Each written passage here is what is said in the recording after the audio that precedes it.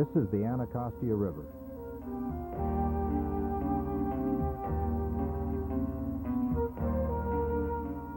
This is the Anacostia River.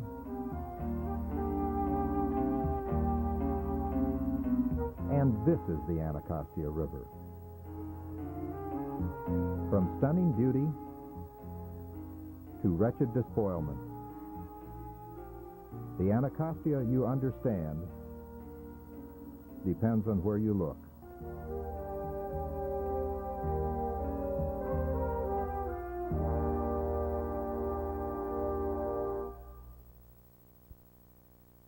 The Anacostia is often thought of as a Washington, D.C. river, and that city's problem. But the river rises in Maryland, where its tributaries have different names. In Montgomery County, it is called Sligo Creek, Northern Branch, and Paint Branch.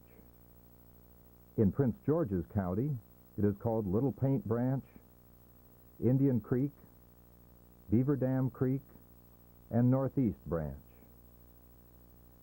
It is called the Anacostia only when it reaches the District of Columbia. The Anacostia is shaped by the geology of its region. At its headwater, in the less developed parts of Prince George's and Montgomery counties, the ground is soft and vegetation lush. Downstream, just inside the beltway which circles Washington, the higher, harder land stops at a fall line, and the river descends to the Piedmont Plain. In the coastal plain, where the tributaries join, soils are soft, gravelly, and easily eroded. This area is heavily urbanized with many hard, impervious surfaces and few places for water to slowly seep into the ground. In the tidal area, where the slow-moving Anacostia meets the faster Potomac River, anything which flows downstream stops, trapped in suspension until finally it moves into the Chesapeake Bay or sinks to the bottom. Sediment from abandoned and active gravel mines and construction sites, or scoured from the stream by rushing storm water, chokes the mouth of the river, as here at Bladensburg, where it is necessary to continuously dredge the river to keep it flowing. 150 years ago, Bladensburg was an active port. Today, the boats must be kept on shore because at times there is no water. Man has transformed the once gentle Anacostia into a huge drainage ditch by putting hard surfaces over the land, directing stormwater runoff into pipes, ever larger pipes, and still larger pipes, until it rushes to sea level, tearing at the banks of the stream, scouring stream bottoms where plants and aquatic life would normally be found, and carrying sediment where it is deposited. Without the cooling shade and protective cover of bankside trees and plants, the river's water heats to a temperature which kills all aquatic life. Such stretches of the Anacostia are more desert than river. The low valleys of the river's stream beds were easy places to build sewer lines. Once underground, but now exposed by erosion, many have broken and leak sewage into the stream. Rainwater running off paved surfaces and roads carries oil and pollutants directly into the river. Pesticides wash into streams. Man has taken from the river its natural defenses against the surges of stormwater and the invasion of pollutants. Marshes and wetlands have been destroyed.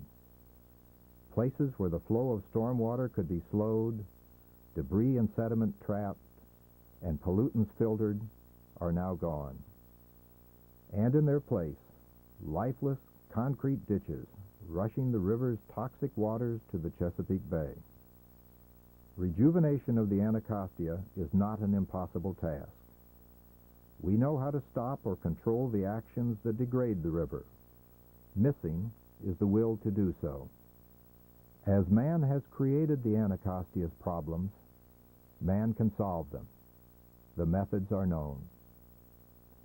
by the construction of basins to stop and buffer the surging water, as here in Montgomery County, where a series of man-made lakes holds the rushing flow, releasing the water slowly in a non-destructive, more natural way, and trapping debris and sediment. Such man-made lakes can also be attractive community amenities. By the construction of new facilities to process the sewage which still flows untreated into the river. By stabilizing erodible stream banks. By planting trees and making protective green belts along the streams. By removing barriers to fish passages. By repairing old sewer lines. And by enforcing sediment control techniques on construction sites. Marshes can be built to trap sediment and debris and provide a habitat for aquatic life and slow storm water so it can filter into the ground. Old gravel mines can be replanted with protective cover. The Anacostia Watershed Society is one of the public voices which speaks for and worries about the Anacostia.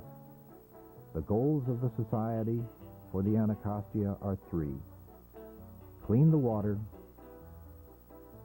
recover the shores, honor the heritage. Water clear and pure enough to support life. The sources of pollution controlled and the sediment contained, so that life, human and animal, returns to the now dead parts of the river and its banks again are green, inviting, and accessible. Honor the heritage by completing a 200-year-old vision to create a ring of open spaces and parklands around our nation's capital. There are many ways everyone can help.